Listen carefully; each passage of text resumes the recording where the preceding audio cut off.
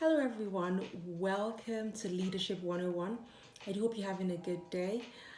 I'd like to provide you with training today, but before we get into it, I want to say thank you for joining me today.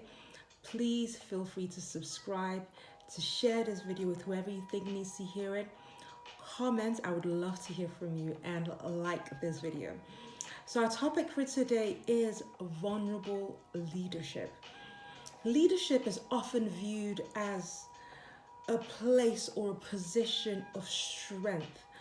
And sometimes leaders could be perceived by their constituents as being almost invincible, as being too strong or being unapproachable. These are some of the perceptions that follow you as a leader. And it's very important that you are aware that some people may be unable to approach you. Some people may think that your achievements are unattainable. Some people may think that you've never made any mistakes in your life. And obviously, that's not true, because if you're a human being, you've made mistakes, but you have learned from those mistakes, and that's why you are in the position that you presently hold at the moment. So it's important that as a leader that you are aware of the perceptions of almost invincibility that shrouds your leadership, and that you take the time and make the effort to be vulnerable with your constituents. I'm not saying you need to be vulnerable with everyone, because obviously that's not practical, nor is it wise.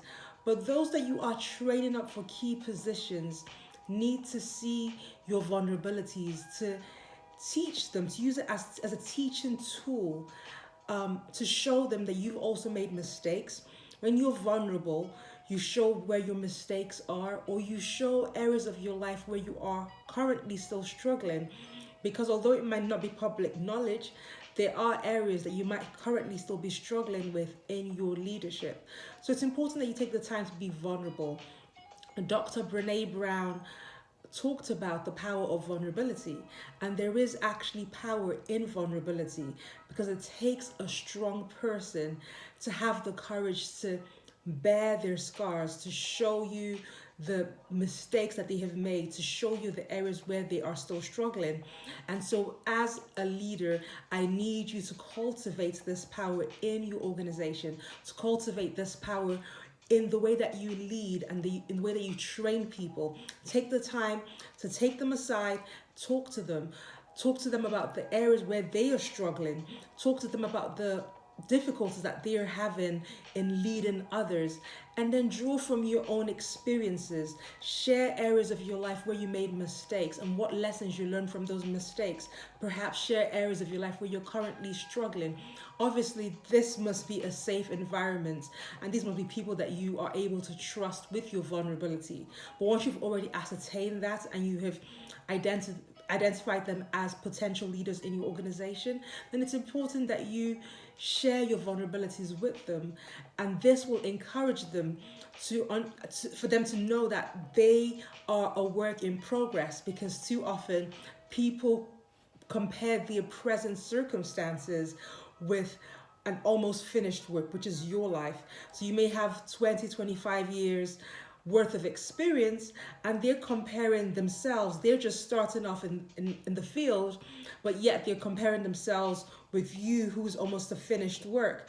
Obviously, you're still learning as a leader, but when a person who's just starting off compares themselves with you, you look like the finished work. So it's important that you are aware that there's an aura of perfection that shrouds you as a leader.